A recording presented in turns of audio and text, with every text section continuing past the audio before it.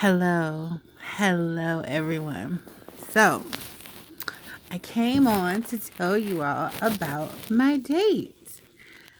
I went on a date, and it was with this guy that I met online, which I meet a lot of the guys that I go on dates with. I meet them online. I've been doing online dating. I had done it for a while, stopped, and then I started back. So, I met him on POF, Plenty of Fish, and we messaged probably for 2 days, exchanged phone numbers, and we talked on the phone for an additional 2 days. And then he asked me out on a date. So we decided that we were going to meet up at Longhorn. So we said 7. I text him at like 6:15 and asked him, could we make it 7:15? He said, sure. So I got there at 7:20. So I was still a little late, like 5 minutes. But I called him at 7:15 and was like, hey, I'm like less than 5 minutes away. I am getting ready to turn because the restaurant is like kind of in like a mall shopping center type thing. And I was like, I'm about to turn in there and then turn into it. And then I just have to get over there to the restaurant and park. So at that time, he said he was at Target, which is, in the shopping center. So I said, technically, we're both late. He was like, no, I'm not late. I'm already here. I'm just at another store. So I said, no problem. So by the time I got there, he had went inside, put our name on the list, and came back out. So I was parking, went up to him, and I was like, okay, hi, hugs. Okay, so let me say this. He looked like his pictures. I'm not going to say he didn't look like his pictures in the face, but you could tell they were older pictures. Like they were him, but maybe 4 years ago. He, seemed to, skin had changed, just a little bit and, had a belly, but that's okay. Like, that he has those things. I just think that he should kind of update his pictures just so people know exactly what to expect. So, excuse me. So, I get out and I give him a hug. I'm a hugger. So I go to hug him and he's like, I could tell he's a little shy. So, he's like, hey, how you doing? So I'm like, oh, we just have to wait. He was like, yes, a 45-minute wait. And I'd prefer not to wait. Do you think we could just go ahead and go to Olive Garden? Because I'm kind of hungry. Because we have been going back and forth between Longhorn and Olive Garden.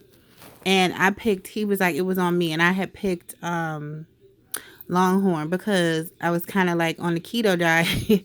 And Longhorn works better for me, because Olive Garden, all that pasta and carbs.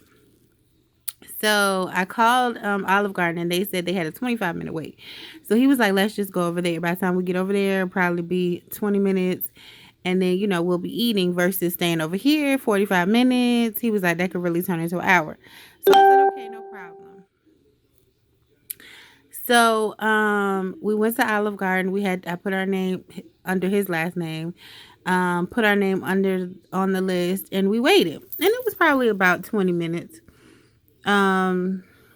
We were trying to get to know each other a little more while we waited. I'm really comfortable, easy go.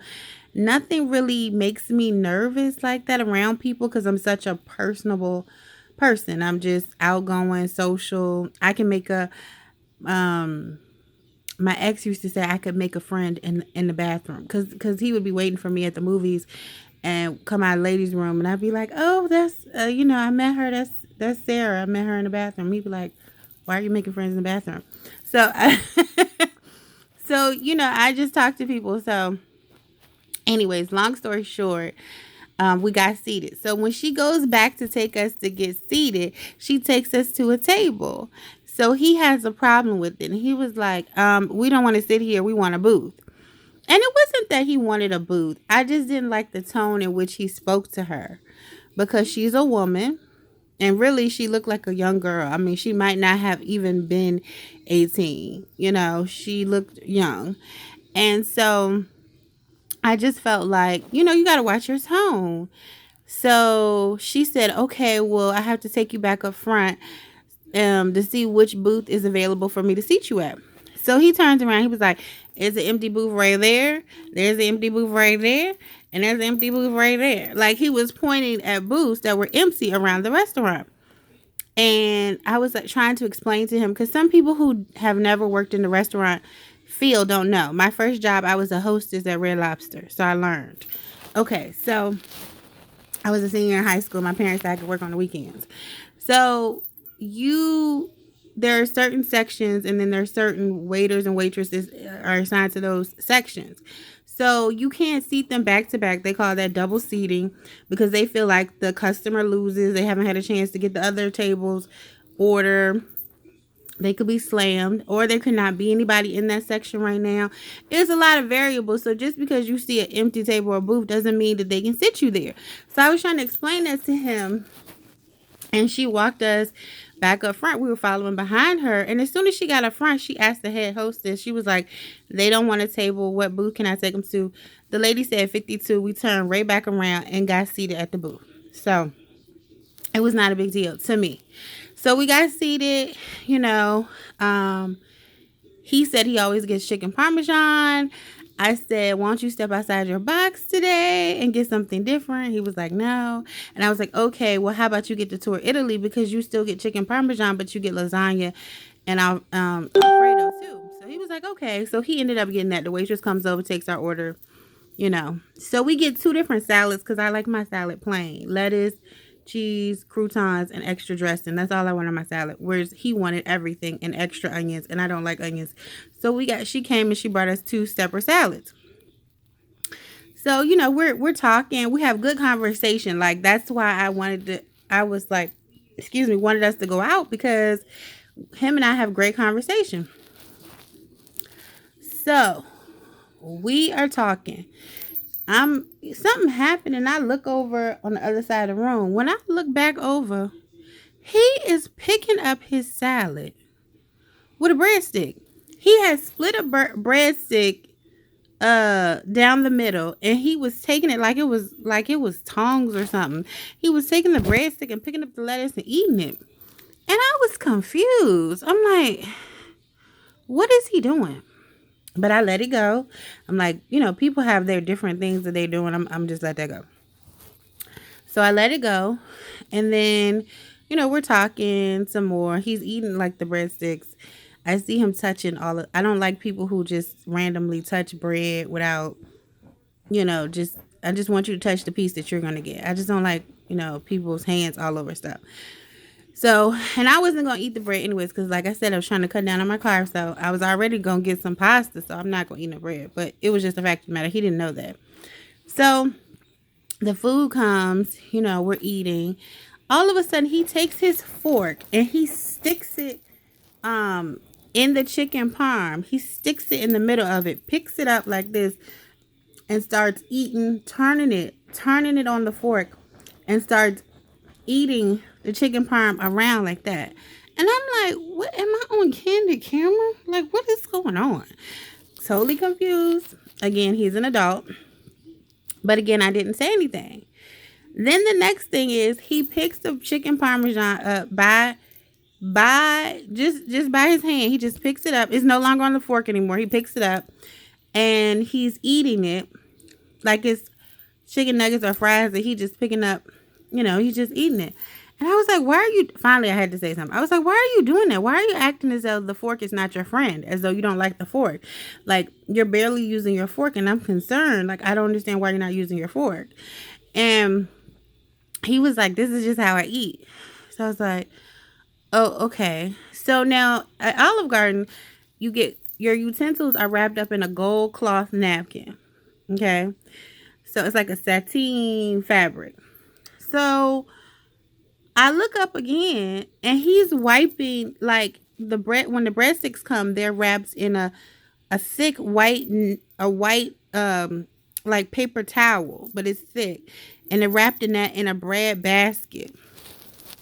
So he's wiping his hands on the napkin in the bread basket, and I said, why are you wiping your hands on the breadstick napkin, the napkin that's holding the breadsticks? He was like, it's not but one breadstick left in here and it's hard. Why you want it? And I was like, no, I don't want it. That's not the point. I'm asking, why are you wiping your hands on that napkin when you have a whole cloth napkin? And I look over his cloth napkin, it's balled up, and I guess he's used it or whatever, so he feels like it's dirty. And I said, but there are extra napkins at the end of the table, because I asked for some when she brought the food, remember? And he was like, I didn't remember, I didn't see that. But I just felt like he shouldn't have been doing that. So the check comes, he pays, asks me if I want a tip, and I'm like, no, I don't. You should provide the tip. It's just little stuff that he was doing. I was like, this is not going well. So we decided, we had already said we were going to the movies, but he had asked me, he tried to act like he was joking if I would pay for the movies like beforehand. And I was like, no, I would not. This is the first day I will not pay for anything. And I was like, but we don't have to go to the movies if you don't want. I'm not trying to make you pay for anything, but I'm not paying for it. So as he's wrapping up to pay for the dinner, he was like, let's go to the movies to see Captain Marvel. So I said, okay. So we drive separate cars, and when we get to the movies, like, it takes him like 10 minutes to get there after me, and I don't understand why, because we left. We were supposed to leave at the same time, but I realized he did not. So what was he doing? I don't know, but I will tell you what I suspected he was doing at the end of this. So we get to the movies, and he walks up. He's like, you've been waiting on me. You could have went on and bought the tickets. You ain't had to wait for me. And I was like, no, I couldn't have. I needed to wait for you so you could buy them. So he was laughing, like trying to make it a joke, but I know it's not a joke. It's really you still throwing out these hints, and I'm not even taking the bait. So he buys the tickets, and as he's walking, in to give the worker, the movie person, our tickets, he realizes that this movie theater has a bar. So he says, can I take the drink from the bar to my seat? I said, yeah, you can take it to your seat in the movies. So he was like, here go the tickets, go get us some seats. I'm going to get me a drink. So I take the tickets. Now, mind you, I didn't want an alcoholic drink because I was already stuffed from eating at Olive Garden, because I haven't really had carbs like that.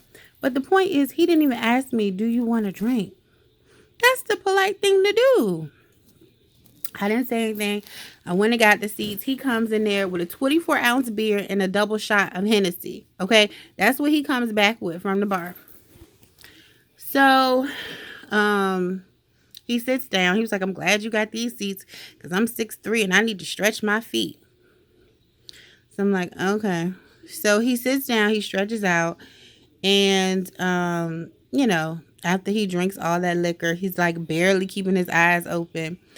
And the movie's over, and he gets up, and I was like, oh, don't get up and leave. With Marvel movies, they always have the credits and extra scenes, so we should watch those. He was like, well, I have to piss, and unless you want me to piss on the floor, I need to go to the bathroom.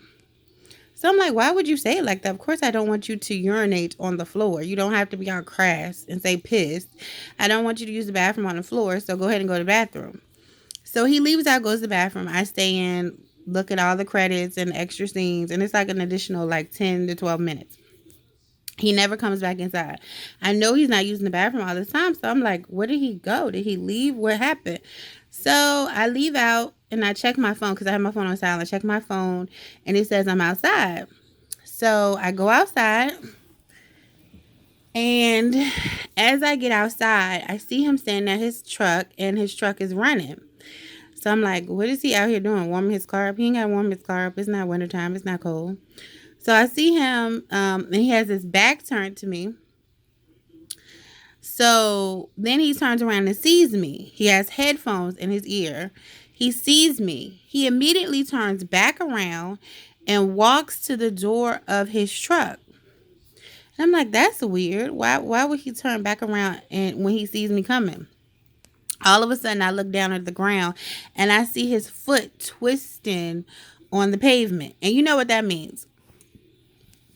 He is putting out a cigarette. Now, on his online profile, he says, when it says, ask, are you a smoker? He says no. Now, smoking is a deal breaker for me. smoking is a deal breaker for me. I don't mind if a man goes to the cigar lounge every now and then and has smoked cigars with his friends, I don't mind that. But a cigarette smoker, you smoking on them Newports, them Salem's, Marlboro, I Slim, Virginia Slim. I don't even know all the brands. But I can't do that. A habit? No, I can't do that. You smoking 4 and 5 times a day, 2 and 3, it doesn't matter. I cannot do cigarette smoke. I don't like the cigarette smoke gets in your pores, your hair, your clothes. I don't like it. On your breath, I can smell it when you come around, when you try to get in my face. I don't like it. It's a deal breaker for me. So I said to him, you smoke? You smoke cigarettes? He was like, no, I don't smoke cigarettes. He tried to lie. I said, you don't smoke. I smell it on you. You clearly just finished smoking a cigarette. You smoke cigarettes? And he's like, okay, yeah, I smoke cigarettes. I said, well, why would you put on your profile that you are not a smoker, that you don't smoke cigarettes? He was like, because I don't smoke all the time. I said, define all the time. He was like, I really only smoke like 3 times a day. I said, well, shit, I only eat 3 times a day, breakfast, lunch, and dinner sometimes. But I'm not going to tell people I don't eat. I eat. People might go to the bathroom 4 times a day. Do that mean they don't really go to the bathroom because they only go 4 times? I just don't understand the logic in what you're saying. If you smoke once a day and you do something daily, you do it. Like, I could see if you said you smoke once a month, so you didn't. Cause he said I only smoke 3 times a day. I just, anything that you do daily is a habit. Anything that you do weekly is a habit. It's a habit. So I told him, listen, I can't deal with smokers. It's a deal breaker. He like, I done took you out to the movies, took you out to eat, spent my money and my time on you. Now you talking about deal breakers. Now I'm talking about deal breakers. I've been talking about deal breakers. We discussed deal breakers on the phone. You never mentioned that you smoke. You hid the fact that you smoke. Matter of fact, you lied about smoking. So lying is also a deal breaker. So yeah, sir, you did that unjust. You did yourself a disservice. You wouldn't have had to do all that if you would have just kept it real. You wouldn't have had to spend your money to take me out to eat and to the movies, because I never would have gone had I had known that you were a smoker. So don't try to blame this on me. This is on you for not keeping it 100, for not keeping it real, for saying you a real one, but you really not. Okay? Okay? Goodness. This is what I have to go through. This is what I have to go through. This is why I'm still single. This is why I'm still searching. This is why I'm still on a mission. This is just why I shake my head. This is why I still sleep in my precious bed alone. Because I meet men who misrepresent themselves, who lie, who don't keep it 100. And so the saga continues. The dating marathon continues. Lord, please send me somebody. I don't want to keep doing this. I want to get off this ride. I don't want to do this. Thanks for listening, you guys. You can comment below and tell me what you think. Alrighty. Bye.